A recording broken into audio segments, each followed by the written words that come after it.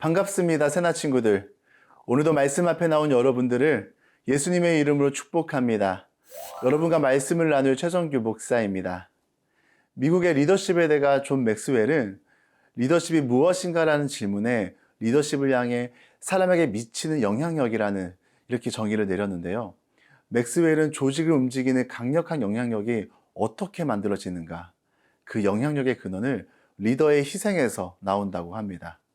오늘도 말씀 속에서도 희생의 리더십을 보여주는 한 인물을 찾아볼 수 있는데요.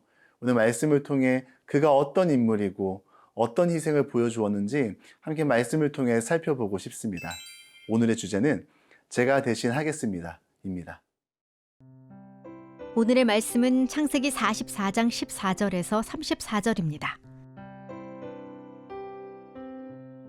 유다와 그 형제들이 요셉의 집에 이르렀을 때 요셉은 아직 거기에 있었습니다.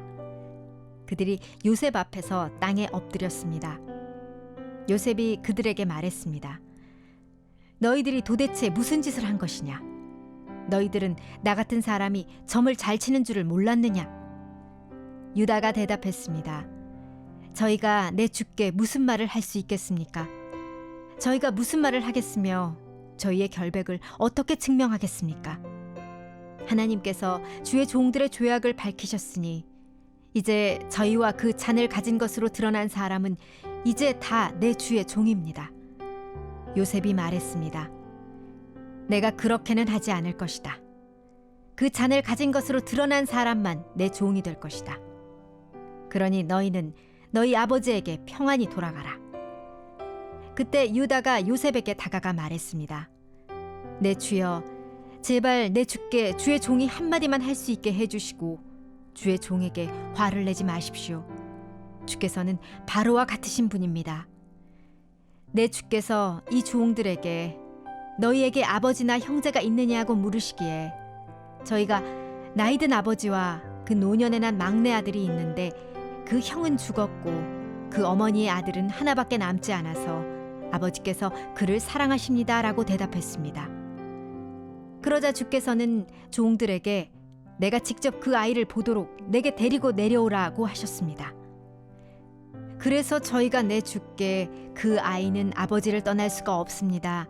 그가 아버지를 떠나면 아버지께서 돌아가십니다 라고 말씀드렸습니다.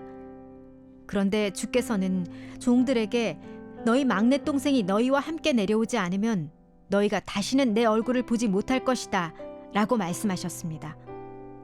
그래서 저희가 주의 종, 곧 저희 아버지께 돌아가서 내 주께서 하신 말씀을 전했습니다. 그 후 저희 아버지께서 다시 가서 양식을 좀 더 사오라고 하셨습니다. 16절 말씀 함께 읽겠습니다. 유다가 대답했습니다. 저희가 내 주께 무슨 말을 할 수 있겠습니까? 저희가 무슨 말을 하겠으며 저희의 결백을 어떻게 증명하겠습니까? 하나님께서 주의 종들의 죄악을 밝히셨으니 이제 저희와 그 잔을 가진 것으로 드러난 사람은 이제 다 내 주의 종입니다. 유다의 대답을 함께 읽었습니다. 여러분이라면 유다라면 어떻게 말씀하시겠어요? 이것이 분명 뭔가 오해가 있다, 그럴 리 없다라고 억울함을 호소하지 않았을까요? 그런데 유다는 어떻게 하나요? 무죄를 주장하지도 않고 무죄임을 설득하지도 않습니다. 또한 유다는 베냐민을 책망하지도 않습니다. 다만 하나님이 자신들의 죄를 밝히셨음을 드러냅니다. 여기서 말하는 자신들의 죄가 무엇일까요? 그것은 과거의 형들이 요셉을 팔아넘긴 죄를 가리킵니다. 우리가 신앙이 자라나기 시작할 때에 반드시 경험되는 일이 있습니다. 그것은 그동안 내가 살면서 하나님께 저지른 부끄러운 일들, 죄들을 발견하게 되는 것이죠. 죄의 무서움은 한번 죄를 지으면 다시 돌이킬 수 없습니다. 그렇지만 은혜로우신 하나님께서는 우리가 죄를 고백하면 눈처럼 희게 되고 양털처럼 깨끗하게 될 거라고 약속해 주십니다. 다만 용서를 받아도 죄가 스친 과거, 죄의 흔적은 여전히 우리와 함께 갑니다. 유다와 형제들은 요셉을 판 것에 대해 뼈저리게 후회했을 것입니다. 그러나 아무리 후회해도 시간을 돌이킬 수는 없는 것이죠. 평생 마음의 짐을 지고 살아갔을 텐데요. 유다는 이것을 변명하지 않고 하나님이 죄를 드러내셨다고 고백합니다. 그러면서 유다는 베냐민을 살리기 위해 한 가지 희생을 각오합니다. 자신과 형제들이 살기 위해 베냐민을 포기하는 것이 아니라 한 사람, 즉 베냐민을 위해 모든 사람의 희생을 선택합니다. 16절에 보면 저희와 그 잔을 가진 것으로 드러난 사람은 다 주의 종이라고 고백하죠. 이것이 어떤 의미일까요? 앞으로의 남은 삶을 이집트에서 종으로, 이집트의 노예로 살겠다는 것입니다. 자기는 그렇다 해도 집에 있는 아내와 자녀는 어떡할까요? 그냥 베냐민 한 사람만 종으로 살면 되는 일인데 그 한 사람을 위해 굳이 10명이 추가로 종이 되겠다고 하는 것입니다. 요셉은 이 잔이 발견된 자만 종이 된다면서 형제들을 둘로 나누려고 하지만 유다는 오히려 나누지 않고 하나로 생각합니다. 사실 유다는 이전에 요셉을 이집트의 노예로 팔자고 제안을 했던 자입니다. 한때 그는 아버지의 집을 떠나 가나안에서 방황하는 삶을 살았습니다. 이렇게 허물 많은 유다였지만 그는 자신의 기준이 아닌 이제는 하나님의 기준으로 다르게 사는 삶을 선택합니다. 사랑하는 새나 친구들, 신앙은 내 기준이 아닌 하나님의 기준으로 세워가는 것입니다. 매일의 묵상하는 삶을 통해 우리 안에 하나님의 뜻이 견고하게 세워지는 우리 새나 친구들이 되길 축복합니다.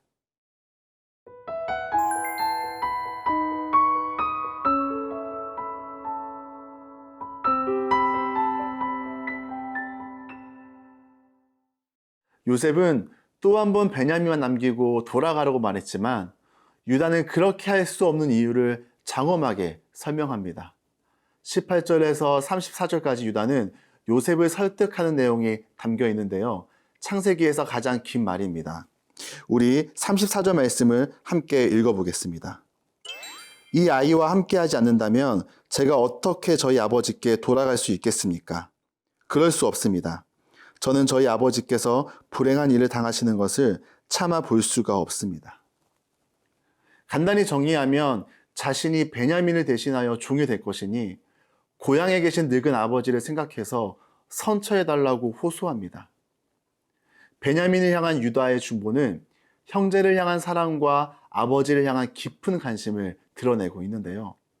사실 누가 종이 되든지 이집트 총리의 입장에서는 중요하지 않습니다. 하지만 유다의 입장에서는 베냐민이 집으로 돌아가는 것이 무엇보다 중요합니다. 유다는 아버지가 사랑하는 동생을 위해 기꺼이 자신을 희생하려 합니다. 가족을 살리기 위한 유다의 리더십을 엿볼 수 있는데요. 유다에게 중요한 것은 자기의 안전이 아니었습니다. 그는 아버지의 고통을 예감하고 그 고통을 덜어주기 위해 자기를 희생하는 것입니다. 이제 유다는 질투심 때문에 형제를 버리던 사람이 아닙니다. 진심 어린 간청을 하는 유다의 모습 속에서 더 이상 시기와 질투로 가득 찬 이전의 모습을 찾아볼 수가 없습니다. 오히려 자기를 낮추며 한 영혼을 소중히 여기며 자신을 희생하는 예수님의 모습이 보이는데요. 요한복음 15장 13절을 보면 사람이 자기의 친구를 위해 목숨을 내놓는 것보다 더 큰 사랑은 없다고 성경은 말합니다. 예수님은 이 세상에서 가장 귀한 것이 다른 사람을 위하여 목숨을 버리는 것이라 하셨습니다. 그렇다면 오늘을 살아가는 저와 여러분은 무엇을 할 수 있을까요? 우리의 몸을 통해, 우리의 시간을 통해, 우리가 가진 재정을 통해 사용하는 것입니다. 또한 그들의 기도 제목을 기억하고 우리가 함께 중보하는 것입니다. 우리가 이 자리에 있을 수 있는 이유, 함께 묵상하며 예배자로 살아갈 수 있는 것은 누군가가 나를 위해 희생하고 헌신하고 기도해 주었기 때문에 그 수고의 열매가 지금의 나를 이 자리에 있게 만든 것입니다. 사랑하는 새나 친구들, 이제는 우리가 받은 사랑을 누군가에게 흘려보낼 때입니다. 위선이 아닌 진심으로 동생과 아버지를 살리고자 했던 유다처럼 한 영혼을 살리기 위해 희생하고 헌신하며 중보하는 멋진 우리 새나 친구들이 되길 축복합니다. 하나님 아버지, 신앙은 내 기준이 아닌 하나님의 기준으로 세워가는 것임을 고백합니다. 주님의 말씀에 따라 한 영혼을 살리기 위해 희생하고 헌신하며 기도하는 하나님의 사람이 되도록 도와주세요. 예수님의 이름으로 기도드립니다. 아멘.